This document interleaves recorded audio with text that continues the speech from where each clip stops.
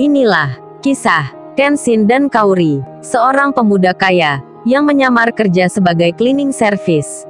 Versi Kaori TV, episode 277. Kenshin, yang diabaikan marketing properti. Dirinya, yang dikira tak mampu membeli. Kenshin pun merasa tak tersinggung. Ia nampak berdiri, sembari menunggu Pak Mori. Tak lama berselang, setelah waktu berjalan, Pak Mori pun datang. Mobilnya berhenti di pinggir jalan. Para cewek marketing itu segera menghampiri, kemudian bicara, "Selamat malam bos, ini kami sudah datang, tapi orang yang mau beli belum kami temui." Itu cowok yang berdiri, cuman cleaning service, yang sekedar bertanya saja. Pak Mori pun melihatnya, kemudian ia menyahut, dengan wajah agak marah. Pak Mori pun berkata, "Kalian ini bicara apa? Melihat orang kok dari penampilan.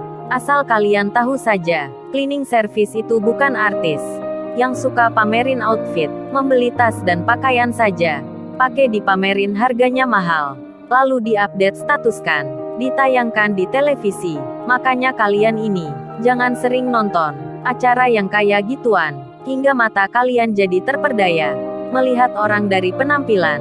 Saya ulangi lagi, itu cleaning service, bukan seperti artis yang suka dipuji, tapi dia orang kaya. Pak Mori segera menghampiri Kenshin, sembari marketing yang baru dimarahi itu berjalan mengikuti. Kemudian Pak Mori menyapa, "Selamat sore tuan muda, maaf pegawai saya ini kurang sopan, tak mengerti menghargai orang. Maafkan saya ya tuan muda." Kenshin menjawab, "Enggak kok Pak, enggak ada apa-apa. Lagian Pak Mori, panggil nama saya aja." Lalu Kenshin melanjutkan bertanya, "Oh iya ini Pak, dilepas berapa ya harganya?" Pak Mori lalu memanggil Dina. "Berapa din kamu pasarkan?" Dina yang masih bingung akan siapa pemuda ini. Begitu pula dengan teman lainnya. Ia pun lalu menjawab, dengan bahasa marketingnya, "Ini bos karena letaknya yang strategis. Tempatnya juga baik, properti ini agak mahal dari sebelumnya."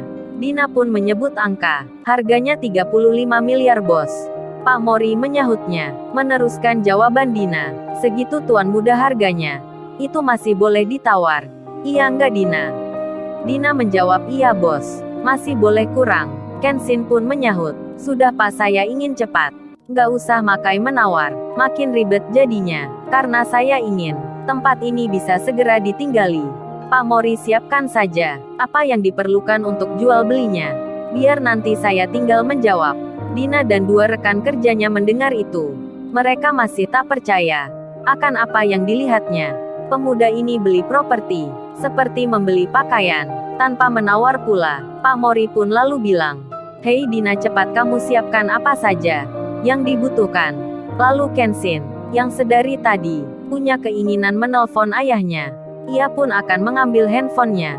Namun, handphone itu tiba-tiba berdering. Kenshin pun melihatnya, ayahnya menghubungi. Segera saja diangkatnya. Ayahnya itu bicara, "Hei Ken, sekarang kamu ada di mana? Kok belum pulang dari tadi?" Kenshin menjawab, "Ini ya lagi mampir ke tempat usahanya teman." Lalu Kenshin menjelaskan, menceritakan tentang properti yang ingin dibelinya, diperuntukkan untuk anak yatim yang akan diusir, disuruh pindah di esok hari. Kenshin menjelaskan semuanya. Ayahnya pun mengerti. Kemudian beliau menjawab, "Bagus itu Ken. Lebih bermanfaat sekali daripada mobilmu yang jarang kamu pakai. Harganya lebih mahal dari itu." "Oh ya ini ayah mau bilang, besok kamu bisa ke London mewakili ayah untuk meeting 3 hari di sana. Soalnya ayah ini juga sibuk. Entar kamu juga ditemani beberapa pegawai ayah yang sudah berpengalaman. Lagian juga nama kamu, entar yang harus tanda tangan di sana." Kenshin menjawab, "Iya saya bisa ya. Tapi masalah ini gimana ya?" Ayahnya pun menyahut, "Sini, berikan pada penjualnya. Ayah mau bicara." Kenshin lalu bilang ke Pak Mori, "Pak, ini ayah saya. Mau bicara dengan Bapak." Pak Mori yang memang mengenal ayahnya Kenshin jadi nervous sekali. Kemudian ia menerimanya. "Halo bos. Selamat sore bos. Gimana keadaannya?" "Baik ya bos." Ayahnya Kenshin menjawab, "Kok pernah dengar suaramu? Apa ini Mori?" Pak Mori pun menyahut, "Iya benar bos, ini saya." Bos besar pun lalu bicara, "Wah kebetulan nih, Yang jual ternyata kamu. Oh ini Mori. Mengenai jual beli itu, kamu tahu sendiri kan? Saya juga pernah beli lahan ataupun perusahaan yang angkanya jauh lebih besar dari ini. Ini gimana bayarnya sekarang atau besok pagi? Karena saya nggak mau ribet. Entar kamu hubungi saja ya. Dengan notaris yang biasanya. Karena Kenshin anakku itu juga sibuk. Besok ada pertemuan di London. Mendengar bicaranya bos besar, Pak Mori pun menjawab, siap bos, tenang aja. Saya tak akan merepotkan. Masalah jual beli ini, biar nanti saya sendiri yang mengurusnya.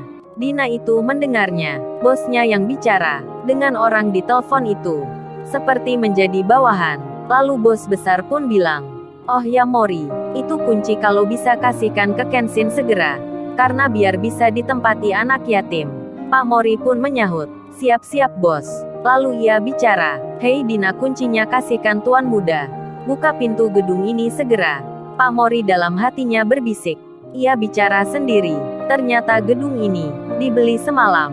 Dengan cepat pula, diberikan untuk anak yatim. Kenshin pun menerima kuncinya. Lalu ia bicara, gimana Pak Mori? Apa urusan ini? Saya perlu membahas lagi. Pak Mori pun menjawab, nggak usah tuan muda, biar kami aja besok pagi yang datang ke kantor, mengurus semuanya. Kenshin pun lalu bilang, terima kasih ya kalau gitu Pak Mori. Dina sendiri, dan rekan kerjanya itu, kemudian mendatangi Kenshin, sembari malu-malu, bicaranya rada ragu.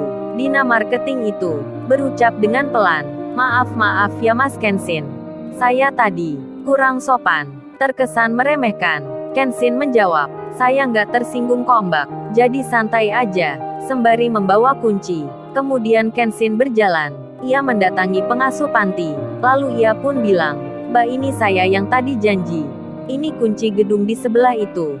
Anak-anak nggak usah pindah jauh. Malam ini sudah bisa ditempati. Ini Mbak kuncinya, di situ masih ada pemiliknya. Jadi nggak usah khawatir, gedung itu dibeli, memang untuk anak yatim. Coba Mbaknya ke sana dan tanya aja. Kenshin dengan segera meninggalkan tempat itu. Pengasuh panti tersebut sampai tak bisa bicara, karena rasa kagetnya yang luar biasa.